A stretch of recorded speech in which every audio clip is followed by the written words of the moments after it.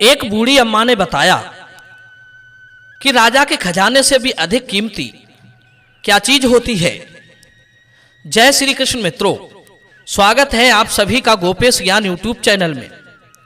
प्रिय बंधुओं, आज मैं आपके लिए बहुत ही काम की जानकारी लेकर आया हूं।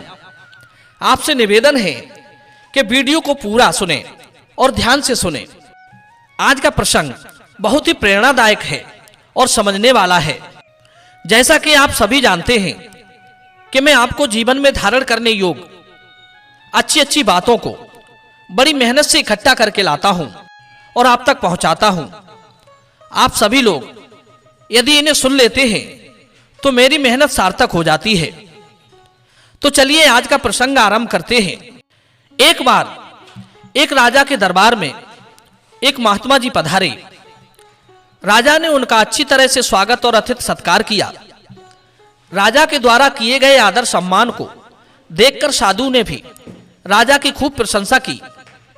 यह सुनकर राजा बड़ा प्रसन्न हुआ और बोला, महात्मा जी, मैं मानता हूं कि राजा हो या साधारण मनुष्य, अधिकारी हो या कर्मचारी, मनुष्य को सभी के साथ शिष्टाचार का पालन करना चाहिए। महात्मा जी कहने लगे, राजन, आपका विचार एकदम उत्तम है। सद्व्यवहार, सदाचार हमारे धर्म के अंग हैं।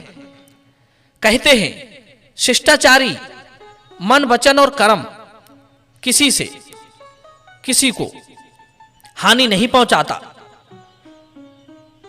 वो कभी दुर्वचन नहीं बोलता, न मन से किसी का बुरा चाहता है। महात्मा जी बोले, राजन, आपको अपने बड़े होने पर घमंड नहीं है। ये बात मुझे बहुत अच्छी लगी। नहीं तो राजा लोग अपने पद और स्थिति के अभिमान में किसी से मुंह से बात नहीं करते, पर आप तो बड़े महान हैं।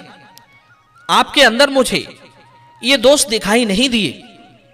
मित्रों, साधु के इतना कहते ही खुशी में राजा ने उन ज्ञानी साधु की खूब खातिरदारी की। उन्हें इधर उधर की खूब सुंदर सुंदर चीजें दिखाई। और तो और राजा साधु की योग्यता और व्यवहार से बड़ा प्रसन्न हुआ था कि उन्हें अपना रतन भंडार ही दिखाने लगा। कहते हैं भावुकता मनुष्य को कहीं से कहीं पहुंचा देती है। जब राजा महात्मा जी को अपना स्वर्ण कोष दिखाने लगा, उसके स्वर्ण भंडार की छवि एकदम बड़ी अनोखी थी। चारों ओर धन संपदा, स्वर्ण मुद्राएं, सोने चांदी की बड़ी बड़ी ईंटें रखी हुई थी। तरह तरह के कीमती रतन तिजोरियों में रखे हुए थे। ऐसे मूल्यवान हीरे मोती, नीलम, माणिक, पन्ने, तरह तरह की कीमती वस्तुएं राजा ने सजो कर रखी थी। भला कीमती रतन किसी को कहां देखने को मिलते हैं, जिनके एक एक पत्थर की कीमत अनगिनत होती है। राजा के उस खजाने में जाने से पहले न जाने कितने सतर्क पहरेदार और सैनिकों को पार करना पड़ता था। उनकी सुरक्षा के लिए राजकोष का बहुत सा धन खर्च किया जाता था। राजा को अपने उस समृद्ध रतन भंडार पर बड़ा गर्व था। अपने रतन भंडार को दिखाकर राजा ने साधु की प्रतिक्रिया जानने के लिए उनकी मुख की ओर देखने लगा। वो सोच रहा था कि जरूर महात्मा जी को मेरा रतन भंडार पसंद आया होगा। मेरे इन तरह तरह के रत्नों को देखकर महात्मा जी अवश्य प्रभावित हुए होंगे। वो साधु के मुख से अपनी प्रशंसा सुनने के लिए आतुर था और फिर पूछ ही लिया कि कहिए महात्मा जी, आपको मेरा रतन भंडार कैसा लगा? महात्मा जी ने राजा की बात का कोई जवाब नहीं दिया। वे किसी गहरी चिंता में डूबे हुए थे। राजा ने फिर पूछा, क्यों महात्मा जी, क्या बात है? आप बोलते क्यों नहीं? अरे कुछ तो कहिए। मेरे खजाने के बारे में आपकी क्या राय है? प्रिय बंधुओं, राजा की बात सुनकर महात्मा जी ने पूछा, महाराज, इन कीमती पत्थरों से आपको साल भर में कितनी कमाई होती है? महात्मा जी का प्रश्न बड़ा विचित्र था। इसलिए राजा सोचने लगा कि साधु को भला आय से क्या मतलब। यही सोचकर राजा को हंसी आ गई कि चलो कोई बात नहीं, महात्मा जी हैं और महात्मा जी तो एक बैरागी पुरुष हैं, दुनियादारी को त्याग कर महात्मा बने हैं। इन्हें इन धन संपदा, रत्न और हीरों का क्या पता, ये भला उनकी कीमत क्या जाने। देखने में तो ये हीरे मोती कितने छोटे छोटे हैं, पर इनकी कीमत करोड़ों में आंकी जाती है। एक हीरे का मूल्य बड़ी जायदाद खरीद सकता है। एक मोती से आदमी का पूरा जीवन आनंद से कट सकता है, और आप इनसे होने वाली आय पूछते हो। अरे महाराज, इन रत्नों से तो कुछ भी आय नहीं होती है, उल्टे इनकी रक्षा के लिए हमें बहुत से पहरेदार और सैनिक रखने पड़ते हैं, क्योंकि इनकी चोरी का बड़ा डर रहता है। डकैत बदमाश इन्हें चुराने के नए नए तरीके सोचते रहते हैं। इन्हें लूटने खसोटने में यदि एक दो हत्या भी हो जाती है तो भी वे बड़े शौक से कर देते हैं। इन रत्नों की रक्षा के लिए राज्य का बहुत बड़ा धन खर्च होता है। इनमें से बहुत से मूल्यवान रत्न हमें हमारे पूर्वजों से धरोहर के रूप में मिले हैं, जिनकी मैं अच्छी तरह देखभाल रखता हूं। वे किसी काम में तो नहीं आते, पर उन्हें मैं ठीक से संभाल कर रखने में बड़ा गर्व महसूस करता हूं। सज्जनों, इस प्रकार राजा सोच रहा था कि इन रत्नों की कीमत और प्रशंसा सुनकर वो साधु भी हमारी प्रशंसा करेगा, परंतु यहां तो उल्टा हो गया। महात्मा जी बोले, राजन, मैंने आपके रत्न भंडार के कीमती पत्थरों को देखा, किंतु क्षमा करना, मुझे इनमें कोई विशेष बात नहीं मालूम पड़ी। चलो मेरे साथ चलो, मैं आपको इन सबसे अधिक बहुमूल्य पत्थर दिखाता हूं। राजा ने महात्मा जी की ओर बड़े आश्चर्य से देखा। क्या कह रहे हो? राजा को ऐसा लगा जैसे बिजली का करंट लगा हो। अब महात्मा जी राजा को बुलाकर अपने साथ ले चले। राजा ने भी सोचा कि मुझसे ज्यादा धनी भला इस राज्य में कौन हो सकता है जो इन रत्नों से अधिक कीमती पत्थर अपने पास में रखता हो।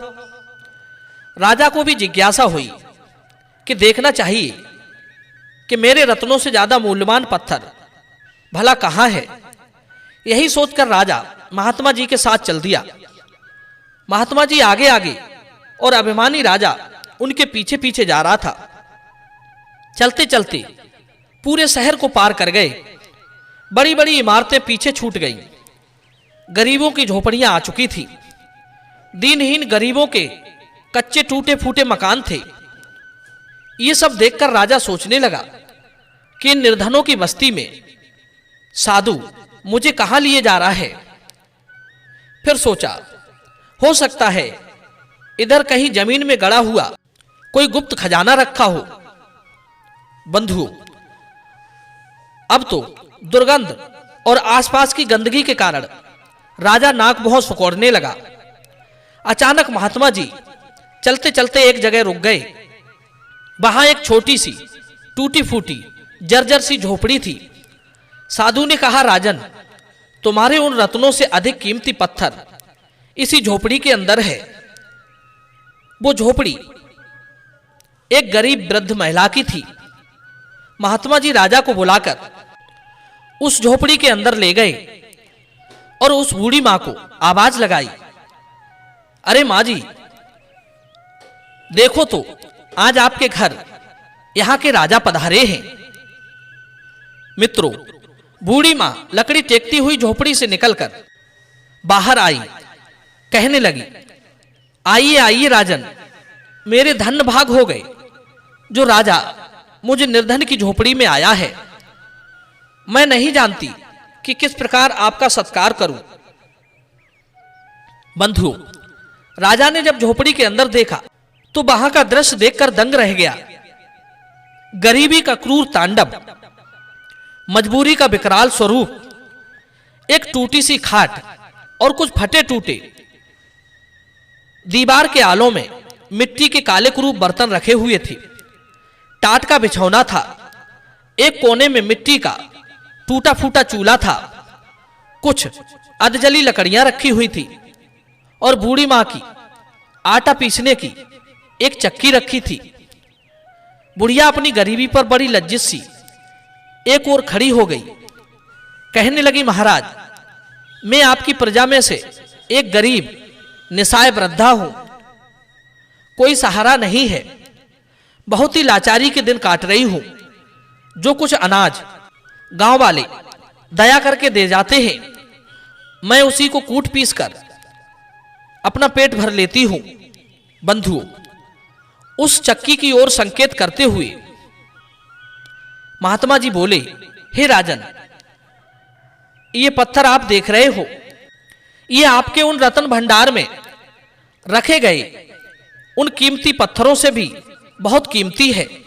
इसी को दिखाने के लिए मैं आपको इतनी दूर लाया हूं। साधु की बात सुनकर राजा कहने लगा, नहीं नहीं महात्मा जी, ये पत्थर मेरे उन हीरे जवाहरातों से अधिक कीमती नहीं हो सकता। ना मानो तो किसी जौहरी से इसका मूल्यांकन करा लो। साधु ने कहा, महाराज, इन 2 पत्थरों के द्वारा ये बेसहारा विधवा बूढ़ी मां अपना जीवन निर्वाह कर लेती है। वस्तु का महत्व उसके बाहरी रंग रूप में नहीं होता, बल्कि उसके जीवन में कितनी उपयोगिता है, इसमें समझना चाहिए।